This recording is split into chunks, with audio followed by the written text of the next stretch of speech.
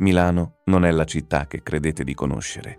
Non è la città della moda, dei bistrot luminosi, delle vetrine di lusso. Quella è soltanto la maschera più recente di una creatura molto più antica e feroce. Sotto quell'asfalto lucido scorrono secoli di sangue. Il sangue degli imperatori romani che qui tennero la corte di un Occidente in agonia, il sangue dei soldati di Barbarossa che incendiavano tutto ciò che trovavano, il sangue dei poveri morti nelle corsie di un ospedale costruito da un tiranno per comprare l'amore del popolo. Milano è sempre stata una città che voleva essere più grande di se stessa, e questa ambizione feroce ha lasciato il suo segno nella pietra. Ogni vicolo, ogni facciata, ogni colonna porta impressa una storia che le guide turistiche non raccontano. Bentornati su Pietra Pixel. Oggi utilizzeremo l'intelligenza artificiale per trasformare antiche stampe e dipinti dimenticati in scene viventi. Porteremo in vita i fantasmi di questa città. Tra poco ci troveremo sotto una cupola di vetro e acciaio la vetta assoluta dell'orgoglio milanese dell'Ottocento. Ma scopriremo anche la tragica ironia nascosta in quella luce. L'uomo che quella cupola l'aveva sognata e costruita cadde nel vuoto pochi giorni prima di vederla inaugurata. Prima di arrivare a quel momento dobbiamo iniziare dall'inizio, dai fantasmi più antichi, dalle 16 sentinelle di marmo che hanno visto nascere e morire civiltà intere. Siamo nell'Ottocento. La tela di Arturo Ferrari ci porta in Piazza Vetra. Il cielo è pesante, grigiastro quella luce lombarda che sembra sempre sul punto di cedere. Sul selciato irregolare, 2 donne in gonne scure sostano davanti a un edificio intonacato di giallo ocra, i muri tappezzati di manifesti sbiaditi. Più a destra, 3 guardie in uniforme avanzano compatte sotto un antico arco di mattoni rossi. E lì, alzandosi verso il cielo plumbeo come 16 dita di marmo, le colonne di San Lorenzo. 16 fusti di marmo di Musso, alti 7,5 metri ciascuno, con capitelli corinzi che portano impressa la memoria del secondo e terzo secolo d.C. Provenivano probabilmente da un grande tempio pagano dell'antica Mediolanum, la Milano imperiale di Massimiano e Diocleziano. I Romani le eressero quando questa città era il cuore pulsante di un Occidente ancora potente. Poi vennero i Goti e le colonne resistettero. Poi Barbarossa rase al suolo Milano nel 1162 e le colonne resistettero ancora. Poi le bombe alleate devastarono questi quartieri nella notte tra il 15 e il 16 agosto 1943 e ancora una volta le 16 sentinelle erano in piedi quando il fumo si diradò. Sono l'argomento più potente contro la disperazione della storia. Nel 1450 Francesco Sforza conquistò Milano con la forza delle armi. Ma un tiranno intelligente sa che la spada apre le porte, non i cuori. E così, 6 anni dopo aver preso il potere, pose la prima pietra di qualcosa di straordinario. Il dipinto di Bartezzago ci mostra la Cagranda nel giorno della festa del perdono, facciata di terracotta rossa intensa, lunghi portici ad archi al piano terra, bifore gotiche ogivali elaborate come merletti di pietra e al centro un portale monumentale barocco. Dai balconi pendono drappi rossi e gialli. In strada, soldati in uniforme, donne in verde, rosso e blu, bambini che scorrono tra le gambe degli adulti. Una città intera davanti alla sua istituzione più umana. Sforza chiamò da Firenze il Filarete su consiglio di Cosimo de' Medici. Voleva il meglio del Rinascimento per questa città. La prima pietra fu posata nel 1456 e l'ospedale cominciò a funzionare già nel 1472, ancora incompiuto, ma operativo. L'idea era rivoluzionaria: riunire in un unico grande edificio tutti i malati della città, fino ad allora dispersi in decine di piccoli ospizi. Ma dietro la generosità c'era il calcolo del potere. Uno Sforza che cura i poveri è uno Sforza che compra il loro silenzio. La pietra qui non era soltanto pietra, era propaganda in terracotta. Nel cortile del Rechini, alla fine del Seicento, la grandezza era ancora più evidente. Nobili in lunghi manti neri con colletti bianchi, nobildonne in abiti colorati, prelati, pellegrini. Al centro del vastissimo spazio, diviso a croce come un chiostro, una carrozza elegante dalle ruote rosse attende ferma. Questo era il luogo dove Milano si incontrava con se stessa, dove ricchi e poveri condividevano lo stesso selciato, ma non le stesse stanze. Siamo nel 1859. Napoleone III e Vittorio Emanuele II entrano a Milano come liberatori, dopo la battaglia di Magenta. Il dipinto di Bossoli è un'esplosione di colore e movimento. Al centro due cavalieri in alta uniforme, uno su un cavallo bianco, l'altro su un nero. Intorno, una folla esultante trabocca ai lati, donne in abiti arancio, bianco, rosso, soldati con gli sciaco neri piumati allineati in ordine. La polvere si alza dagli zoccoli e sullo sfondo, dominante come un dio di pietra, l'arco della pace, marmo bianco abbagliante, colonne corinzie, la quadriga di bronzo verde sulla sommità. Qui si nasconde una delle ironie più crudeli dell'Ottocento europeo. Napoleone Bonaparte aveva ordinato la costruzione di quest'arco nel 1807 come ingresso trionfale alla città dalla Francia e aveva voluto chiamarlo, con supremo sarcasmo, Arco della Pace, ma cadde prima che fosse completato. E così furono gli austriaci i suoi stessi nemici a terminarlo nel 1838, dedicandolo alla propria vittoria su di lui. L'arco del vincitore, portato a compimento dai vinti. La storia ha sempre un senso del paradosso che nessun romanziere oserebbe inventare. Nel 1776 un incendio divorò il vecchio Teatro Ducale di Milano. Le famiglie patrizie che quel teatro lo possedevano pretesero immediatamente un sostituto degno del loro nome e per costruirlo non esitarono un solo istante.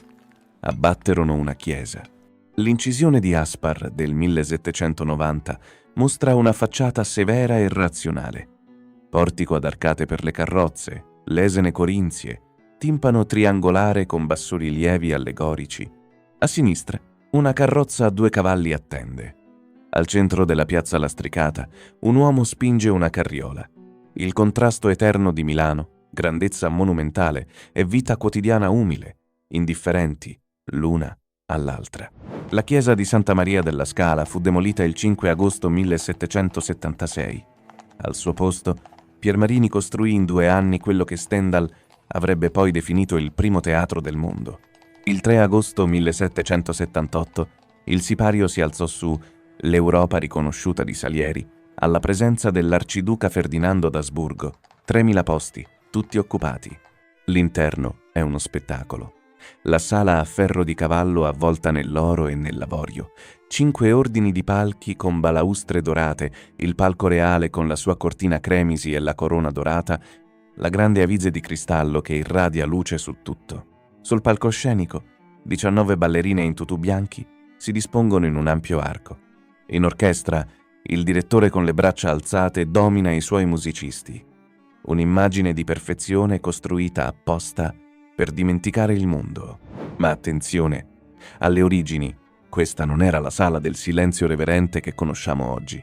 La platea serviva per il ballo, i palchi erano salotti privati dove i nobili mangiavano, conversavano, ricevevano ospiti. Al quinto ordine si giocava d'azzardo. La roulette fu introdotta dall'impresario Barbagia nel 1805, un tempio del melodramma che nasceva, nella realtà, come casa da gioco aristocratica. Anche qui, Milano non era mai ciò che sembrava. E ora arriviamo al cuore di questo viaggio, al punto più alto dell'ambizione milanese dell'Ottocento e alla sua ombra più lunga. L'illustrazione di Barberis del 1894 ci mostra l'arco d'ingresso della Galleria Vittorio Emanuele II, come doveva apparire ai milanesi dell'epoca. 32 metri di marmo e ferro, colonne corinzie possenti, bassorilievi sulle pareti, e in cima la dedica incisa per sempre a Vittorio Emanuele II i milanesi. Sulla strada, piccole figure di pedoni e una carrozza all'intera città, ridotta a puntini microscopici di fronte alla volontà colossale di un uomo solo. L'architetto Giuseppe Mengoni. E dentro, nel dipinto di Morbelli del 1872, il mondo che Mengoni aveva creato. La cupola di vetro e ferro apre il cielo sopra le teste dei passanti 47 metri fino alla lanterna, 7.800 metri quadri di vetro. Un cielo artificiale nel cuore di Milano. In alto, sulle lunette, gli affreschi dei 4 continenti. Sotto, uomini con il cilindro nero e il redingot scuro, donne con gonne voluminose, camminano o sostano in piccoli gruppi. Sulle pareti dei negozi Sartoria, manifatture, tappeti. La borghesia italiana aveva appena trovato il suo regno. Ma qui la storia fa una delle sue pause più amare. Giuseppe Mengoni aveva 48 anni quando, il 30 dicembre 1877, salì a ispezionare i lavori dell'arco d'ingresso, gli ultimi ritocchi, prima della chiusura definitiva del cantiere. Precipitò da un'impalcatura, trovando la morte quello stesso giorno. Mancavano letteralmente pochi giorni all'inaugurazione completa dell'opera della sua vita. Alcune voci parlavano di suicidio, un uomo che non reggeva l'idea di aver finito. La storia non ha mai risposto. Ciò che sappiamo è semplice e terribile. L'uomo che aveva immaginato questo cielo di vetro, lottato per anni per costruirlo contro opposizioni e fallimenti, non lo vide mai finito. I fantasmi di Morbelli svaniscono. Al loro posto, il mondo di oggi, turisti, lingue diverse, il marmo lucido sotto piedi ignari. Ma guardate in alto. Il cielo di Mengoni è ancora lì, immutato, come il primo giorno. Il vetro che filtra quella luce lombarda ancora incerta, la stessa luce del 1872, la stessa che lui non vide mai alla fine. Le persone passano e dimenticano. Le pietre e il vetro ricordano sempre. E infine arriviamo all'ultimo approdo di ogni ambizione, il cimitero monumentale di Milano. Il dipinto di Ettore Ximenes del 1883 ci mostra un funerale solenne. Una folla fitta di uomini in nero si stringe intorno a un catafalco ricoperto di fiori e corone. Un oratore gesticola verso la moltitudine immobile, la mano protesa verso il feretro. 3 grandi arcate buie di pietra incorniciano tutto come occhi vuoti. Sulla balaustra in alto, un'altra folla silenziosa guarda dall'alto quella cerimonia di addio. Il cimitero monumentale fu inaugurato il 2 novembre 1866, progettato da Carlo Maciachini in uno stile eclettico che mescolava gotico, romanico e accenti bizantini. Qui riposano Alessandro Manzoni e Carlo Cattaneo nel Famedio. Qui le grandi famiglie della borghesia milanese, i Falck, i Campari, i Treccani, hanno costruito i propri monumenti con templi greci, obelischi, egizi, angeli piangenti di marmo, tutta la potenza economica di una città trasformata in pietra funeraria. Come se la morte potesse essere sconfitta dalla bellezza della tomba. Non può. La pietra, alla fine, ricorda solo se stessa. Milano vi ha mostrato oggi le sue strade lastricate di ambizione, le colonne che hanno visto cadere Roma, i cortili dove i poveri venivano curati con i soldi di un tiranno, gli archi innalzati per celebrare vittorie che non appartenevano a chi li aveva ordinati, una sala d'opera nata sulla cenere di una chiesa, una cupola di vetro macchiata dal sangue di chi l'aveva sognata. È sempre stato così in questa città.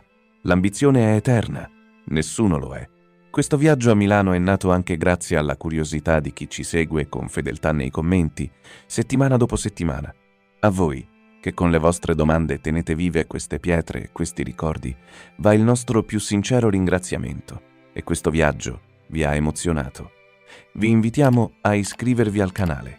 E ora vi chiediamo, quale città volete esplorare insieme nel prossimo viaggio di Pietra Pixel? Scrivetelo qui sotto. Noi saremo pronti, come sempre, ad ascoltare le pietre.